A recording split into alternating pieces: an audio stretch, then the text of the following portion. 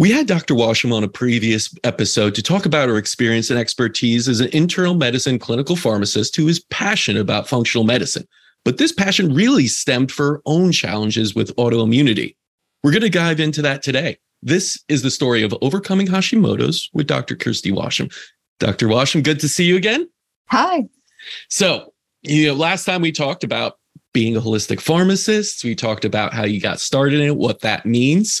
But I want to get to really the core piece, which is often the experience that led you to some epiphanies, some realizations. And for you, that was dealing with a health challenge in autoimmunity. Can you discuss that? When did you start to realize that you were suffering from a health challenge?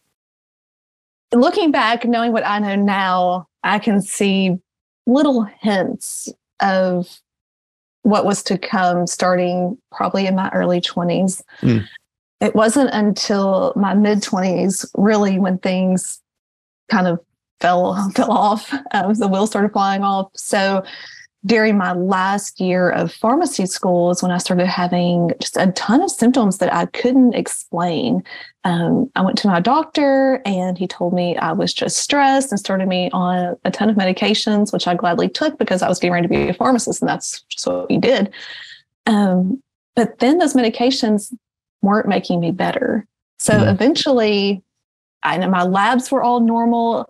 So I'm thinking, well, maybe I am. Maybe this is all in my head, which is kind of the plight of a lot of autoimmune patients, right? They're told that they're distressed, that it's all in their head, that they're overly concerned with their health and that there's nothing really wrong. So finally, eventually I see a picture of myself and I notice an enlargement in my thyroid. And so I get connected to a physician who finally runs a comprehensive thyroid panel. So, all your antibodies, everything. And I find out I have Hashimoto's and that I truly wasn't going crazy. And I wasn't getting older. Someone actually told me that I was just part of getting older. This is part of it? Just part of getting older. And I think I was 28. Wow. So that's when really just kind of my eyes were open to, I can't take a pill to fix this Hashimoto's, right? Like even thyroid hormone doesn't fix Hashimoto's because it's an autoimmune condition. It's not going to fix the immune response. And I realized I needed to start digging in and figuring things out from the root cause. And that led me down this whole path of nutrition and supplements and stress relief and just really changed kind of my whole trajectory. Yeah. I mean, it's the kind of classic tale, I think, of patients. You go down two roads, really. The one road is you just go to a doctor. They tell you something like it's in your head or here, take this pill, and you stay that way and you continue and struggle and continue to struggle and just keep taking more and more pills till, like you said on the last episode, 38 deep, right? Prescription pills. Yeah, 38 deep. Yeah. Or you start to be your own investigator. You start to be your own advocate and you start to study things. Now, you said it was a long journey. Can you go through that a little bit? Like, where did it start? Did it start with nutrition? Did it start with understanding medication a little bit better through your pharmaceutical experience? What was the kind of starting point of, the journey? The starting point of my journey was actually an elimination diet. So I had read enough and learned enough to realize, maybe what I'm eating is contributing to this. It's not going to hurt anything for me to cut some foods out.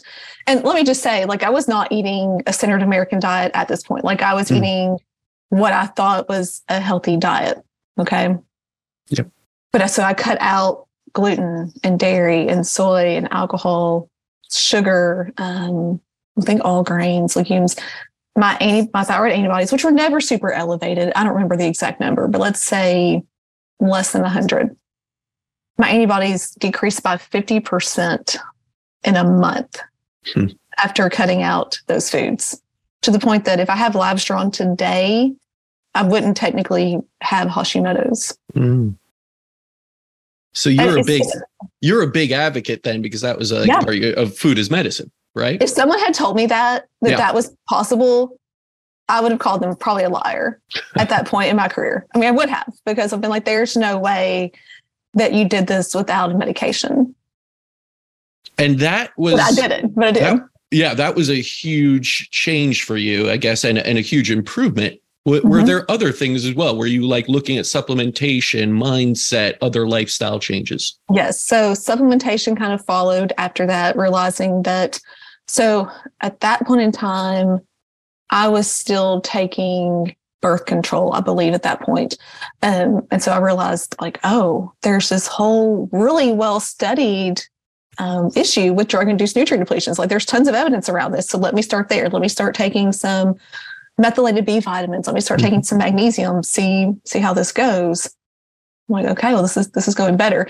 And that kind of opened the door. I think once you see food and once you see supplements, then the next natural step for me was mindset. But that came a little bit later, realizing that, oh, okay, what I think here affects the rest of my body. What about emotions? A lot of people, I think, that struggle with any health issues really, have some trapped traumas and emotions there, but often, disregard it because those are separate. My body's feeling like this, not my mind sometimes. But Right. Did you address those at all? Did you find any emotional things that helped you through this journey? I did. So I'm a big fan of yoga. I like tapping. All these things that, just seemed very, I say woo-woo, this seemed very woo-woo to me as a pharmacist, right? So it's like used to giving people medications for illnesses, but they were really effective. And then I found later, there's evidence, because everyone in healthcare always wants evidence for everything, but there's evidence to support these types of interventions. And addressing trauma, I mean, we can look back. Now there's providers addressing childhood trauma, because we know now that contributes to chronic illness. It's a huge piece of the puzzle that's not being addressed. Do you think there's a way, in your opinion, of combining the medication part of managing Hashimoto's autoimmune disorders with a more holistic one that you would say is the optimal way of going about autoimmunity? Sure. I think, putting out the fire, so to speak, which is the inflammatory immune response, that can pretty much only be done with nutrition and supplementation. If you have Hashimoto's and you have a large nodule and you've had to have half or all of your thyroid taken out, well, you're probably going to need, a prescription thyroid medication. Some people do it with glandulars, but the majority of people do it, with prescription medication. So I think the two go together. I mean, it's hormone supplementation, and even that is something that's embraced, in the holistic space. So I think those two marry well. Now, you said you came to the realization of this, of course, after running a panel and realizing that you had this condition. Are there certain panels tests that you recommend everyone do on a regular basis, even if you're feeling okay, and don't have many symptoms? Ideally, you would catch this right before it even gets started. So keeping a close eye on, this is controversial now, I feel like, vitamin D, keeping a close eye on not just TSH, but your free T3, free T4, thyroid antibodies, so thyroid peroxidase, thyroglobulin antibodies, ferritin. Just a good annual checkup by your doctor with a CBC can even see a lot of high sensitivity, like CRP, all your inflammatory biomarkers. Those are excellent things to check, because we know that inflammation drives autoimmunity. And those are tests that are even embraced by more conventional practitioners. They may not address them, but they're labs that they will order for patients most of the time. And in that idea, or the knowledge that inflammation drives autoimmunity is obviously on the rise these days. What are then in your estimation, what are the contributing factor, those root causes that is driving inflammation? I mean, I know there's a lot, but do we have do you have certain ones that you really look for to say we need to remove this, whether that's diet with certain things or some toxins that are entering the body? All the above. All the above. All the above. Yeah. Gluten is probably, which is contaminated with glyphosate. It's a huge one for the majority of people with autoimmunity. Cutting out gluten and dairy are big. Do you think that's the problem with gluten, the glyphosate? Because a lot of people, listen, celiac disease wasn't such a huge issue, 50 or 100 years ago. And a lot of people ate things with gluten in it. I mean, I don't know. There's some studies that have some different information, but yeah, I don't think that's doing us any favors, right? The glyphosate, it's in everything. And it's literally punching holes in our guts. And it's unavoidable. Like, even if you eat an organic diet, like, you are still getting exposure to glyphosate. So that's kind of a battle that you can choose to fight or not. Toxins. We were talking earlier about water, fluoride in water. Not a fan. I think there are other options like toothpaste with hydroxyapatite. Mercury, heavy metal exposures are another big one for people, especially people who have mercury like fillings. Yeah. Mercury is also in a lot of vaccines. So there's exposure there. All of our endocrine disrupting toxins and receipt paper, like, it's literally, you and I were just talking about that. It's everywhere. Like, you are surrounded. It feels like you're fighting a battle that you can't see. But yeah, plastic bottles, receipts, tons of toxins, and just being intentional and being aware of those things. Not that you're fearful, because I feel like people fall into this trap of fear, and that's not healthy for us either. But just awareness that there are these things that are out there that can, if you have a predisposition to autoimmunity, can impact you greatly. And if you don't, if you can start before you get sick, even better. Yeah. I mean, it sounds like with autoimmunity and Hashimoto's, addressing the inflammatory causes is a big deal, but you can't get away from the inflammatory causes always, right? Like you said, glyphosate's everywhere, right? Toxins are in the air right now and everything. Every house has VOCs, other things going out. And mold. It's everywhere. So what do we do, right? We don't freak out. We don't panic. No. We don't get fearful, because that won't help with our immune system and cause more inflammation, actually. So what are your recommendations? Are you big on like detoxes, fasting, saunas? What do you recommend? I'm big on movement. I think for the majority of people, just moving your body instead of being stagnant, sitting in a chair in an office all day. That's great. I'm big on filtering water, like things that we can do that are not expensive, right? Because once you start getting into this, like, it starts opening up this whole world, and you think you have to buy all these things. Okay. But a water filter, a sauna is a fantastic investment. I love my sauna. I just got out of it this morning before we started talking. That's something that I really make sure, because you can buy a really good sauna. Can we mention that? Yeah. It has a red light in it, and it's like a double whammy. It's the best thing ever. You and I had. Which one are you? Is the Thyroiditis? Okay, Dr. Besna is a good friend. Yeah, I love it. Love it. Yeah, I mean, I recommend any, but I love that one too. Yes, but yeah, sauna, movement, meditation, and just choosing the big thing: what you eat, because we're eating multiple times a day. Most people we're adults, right? So we choose our food. We go grocery shopping for ourselves. We make our meals. That's big. That's three times a day, if not more, that you're putting something inside your body that can impact your health. Yeah. And it takes less time to prepare a meal than it does to go get something.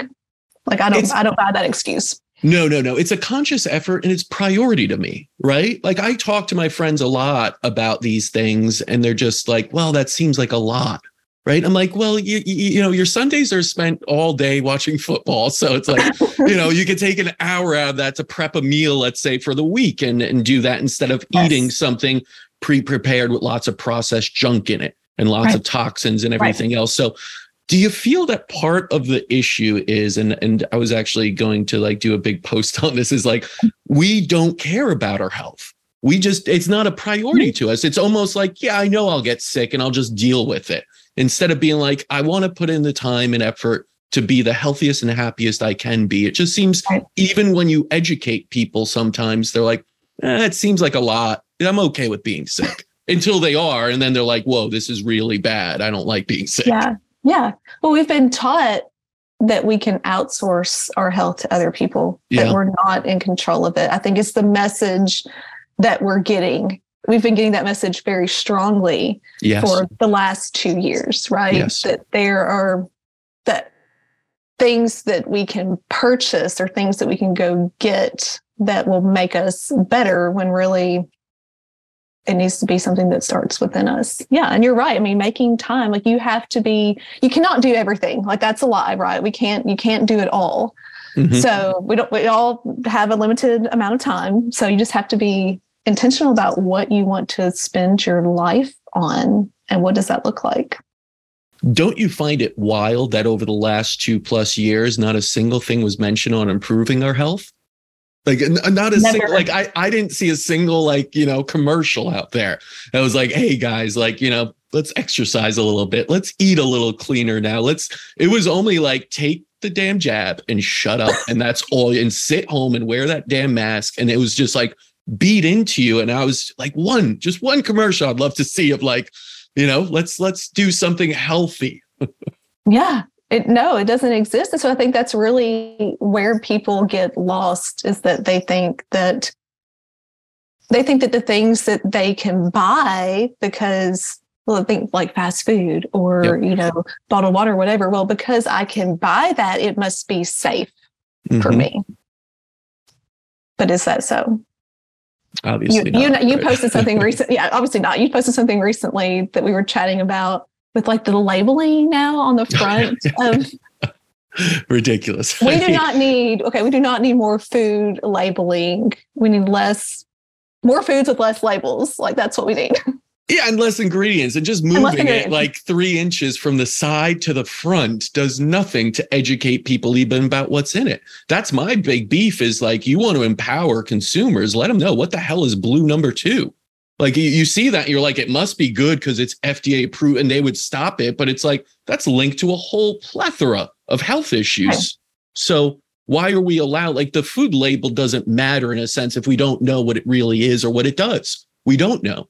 We have no clue with most of these ingredients, and tens of thousands of them, what they're really doing to our body. But I would say we kind of know because we're getting sicker and sicker, and we keep eating it and getting sicker. So it's like, I'm not going to say there's a direct correlation, but I'm going to say there's something there. There's an association, right? Yes, like, association. Yes, we can say there's an association. Yeah, it's really sad though, because I feel like health literacy for most people is very low. Yes. And I would argue that even though I practice in the South, where there's a majority of people are obese, they have hypertension, they have diabetes.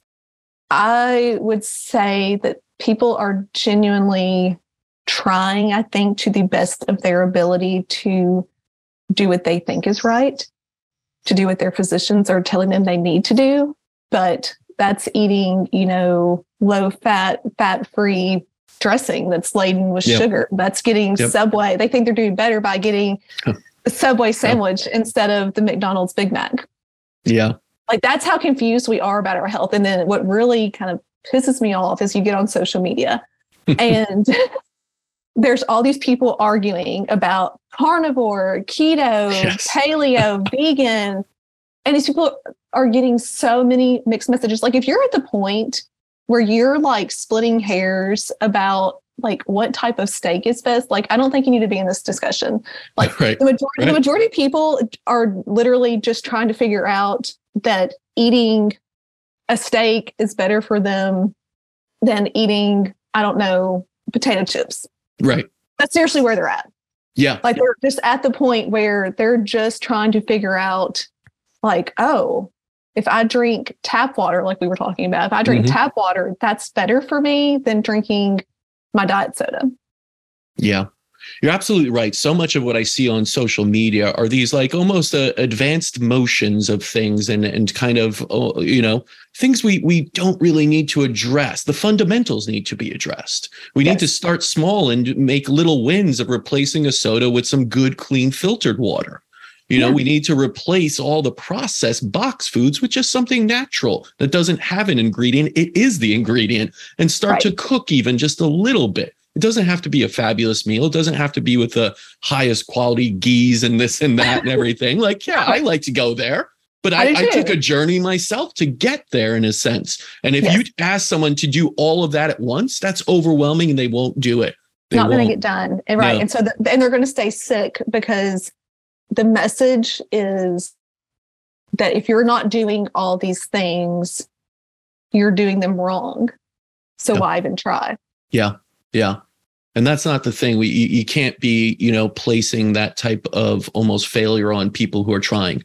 No. And I do think it's the smart way to do it is just step by step. Get outside, go for a walk. You don't need to go like buy the gym membership and do like some advanced trainings and all the high intensity training you see out there with all these people talking. It's like, that's great for someone in your state, but not for someone, and the majority of people who are not in a state that haven't been to a gym in years and are obese. I think about too, the patients that I've had, you talk about autoimmunity, like when people feel bad, when people truly feel bad, think about the energy expenditure just to cook a healthy meal. Sure. Right? Just to go to the grocery store. Like, this is huge for people, right? Just trying to take a walk up and down their driveway. Yep. So we need to reward, while it's great to be where we are, right? It's great to be at this point. We have to see where people are at. Yeah. And celebrate small wins. Celebrate the small wins. Yeah. Absolutely. Celebrate those. Like my coworker who bought the water filter and then instead, of bringing this is a true story.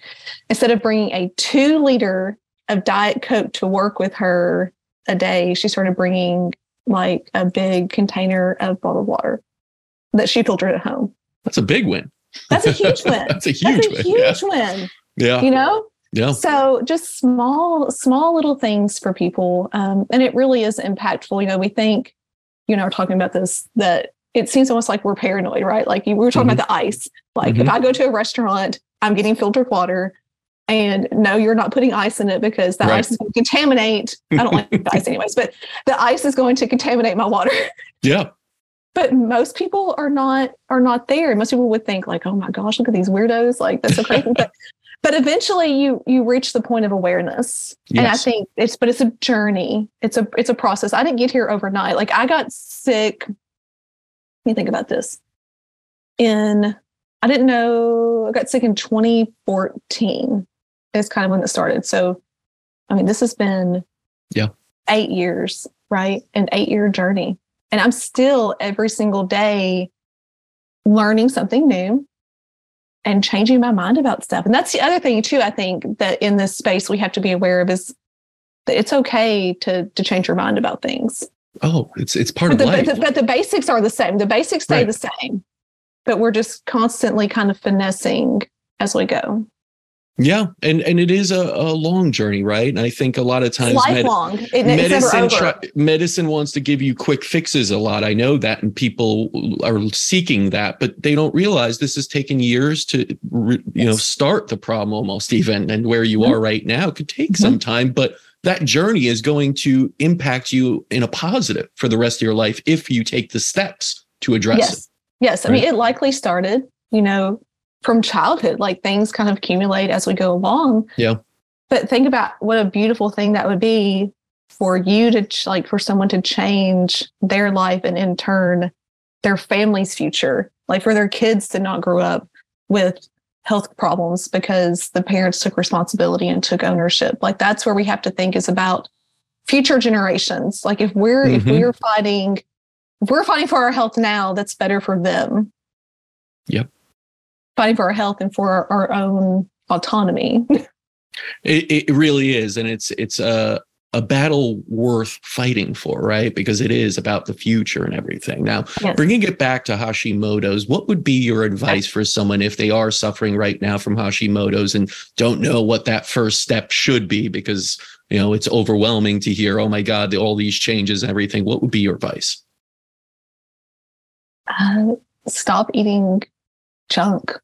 Start there, right? Start with there. The diet. Start with your diet. I always go back to diet just because that is something we do, again, multiple times a day. You're eating breakfast, you're eating lunch, you're eating dinner, you're eating snacks. So being intentional about what you put into your body, that was the biggest game changer, I think, for me. And I've even challenged people that I work with, like, cut out gluten for 7 days, a week, 7 days, and come back and let me know how you feel. I've not had anyone come back and tell me that they don't feel better. Yeah. Like it seems small, but it's huge. Yeah. So with autoimmunity, I think that diet is key because it's easy, again, like we were talking about, to get concerned about the toxins, and you get concerned about, the chronic infections that a lot of times go along with autoimmunity. But that's deeper stuff. Yeah. Like surface level is just control what you're putting into your body. Yeah. And celebrate those big wins, celebrate right? that. Yeah, celebrate those small wins, because it is true. Like after a week, if you feel better, that is a win. Celebrate that and run with it, right? And it doesn't mean that you're perfect. And I mean, a lot of people are not like, I avoid gluten like the plague. I do. Like I have not intentionally had gluten in 8 years. Oh, wow. Not intentionally. That's a big win. Yeah. That's a big, but I'm also very over the top about stuff. But for most people, they may have an occasional exposure and not being fearful of that, right? Yeah. It's okay. Yeah. Like if they want to celebrate, with a piece of cake, okay, fine. Absolutely. And understand that even the healing journey is never a linear one where you just go straight better. You're going to have fallbacks and you're going to have bad days for sure. Let's talk about that. So I often say this too. Look at the people, you can look at the people online or people that who subscribe to like the lifestyle that we do. Okay. Even if I do everything perfectly, my health is still not perfect. No. Right. No one's perfect. No. Like even if I do everything perfectly, my health still will not be perfect. And so not letting that kind of paranoia sink in. Yeah. I have to do everything perfectly. And if I do everything perfectly, then I'm going to be healed. That's not how this works. It's funny because I see patients all the time here that are getting better and better, and they get to the end of treatment. They're feeling good, but they're like, "There's that one thing. I woke up with a little less energy today. Could you address?" It's like I do that all the time. I'm healthy. Like you're not going to be perfect again or feel how you did when you were 18 or something. That's natural to have some days where you have a little bit of a setback or you don't have as much energy throughout the day. Like these are not then unhealthy things. No. And then you also cannot look at, you just can't look at others, because if I did that, I could look at some people who I know who are morbidly obese, who drink sodas all day. It's hard for me to say soda because in the South we say Cokes. Okay, that's just the term. So who drink Cokes all day long and eat fast food and never exercise, and there's nothing wrong with them. Like they're perfectly healthy. I mean, granted, they're probably a ticking time bomb. Right. But but you just can't, you can't watch other people's journeys, because if you did that, how frustrated are you going to be? You're going to think either, oh my gosh, like they do everything perfectly. They don't eat gluten or dairy or soy, and they filter everything. And number one, that's a lie. I don't know a single influencer. I know a lot of them personally. I've seen them who are doing everything perfectly. So for everyone out there, like don't fall into that trap. Like don't buy the hype. Don't buy the hype. So a lot of them have breast implants. A lot of them have Botox. I'm not saying these things are bad, but I'm saying like you're seeing something that may not be reflective of truly what is happening. Like it's not real. And at the same time, don't compare yourself, to your overweight and morbidly obese neighbor who seems to like have infinite energy, yet they do nothing right, so to speak. Yeah. Embrace your own personal journey, right? Celebrate those really, really small wins. Be happy that you're improving, right? And don't have a perfectionist mentality or state about health. That's not healthy itself. No, that's why people ask me, what should I do? Like, what did you do? I'm like, what works for me, the framework will probably be helpful to you. Like the framework of what we're talking about. So filtering your water, not eating gluten, those things will probably be a helpful tool for you, a place to start, but you've got to figure out for yourself what your triggers are, because they may be different from mine. Maybe somebody has more childhood trauma that they need to address, and that's contributing to their autoimmunity. Whereas mine was, toxin exposure or stress. Absolutely. It's a beautiful thing that, to stop looking at others and start looking within for healing, because I was never told, I never heard once anybody tell me in pharmacy school that people could heal or that they could heal themselves without medication. Yeah. It was such a foreign concept. And it's such a beautiful thing when people realize that, like I wasn't born sick. I can start fixing this. Absolutely. And that's so empowering. That's the message we have to really, really put forth. Even don't pay attention to the individual stories out there, but believe in your healing powers, because you're doing it every single second, whether you know it or not. Your body's doing miraculous things. It is, but how scary also is that to people? Responsibility. That the responsibility is now on you. Yeah. Everything you need is inside you. You just have to. It's all there. And that is scary, but empowering. It's like once you get past the scariness of it and actually start to apply it, you see how empowering it is and how much power you have within you to change, to become better, healthier, happier. And that is the amazing part of it. Move past the fear and scariness of it all. Yes. Embrace it, right? Which for a pharmacist to tell you that, right? Because I'm supposed to be saying, you need to take this medicine. But instead I'm telling you, like, you are your medicine. It's powerful for people. And it takes them some time, you know. Well, thank you for being that unique form of pharmacist that is doing that, because that is what we need more of in this world. And where can people learn more about you? Yeah, you can find me on Instagram at the Fed Up Pharmacist. Yeah, go check that out. And thank you so much. This was really a great conversation, Dr. Washam, and let's do it again soon. I'd love to bring you back and keep this up. So if you're listening, you know, Hashimoto's can be a difficult autoimmune condition and impacts many, but Kirsty showed us you can overcome and thrive. Be sure to check her out on Instagram. That's the Fed Up Pharmacist. Use her story as inspiration, but not a roadmap back to health.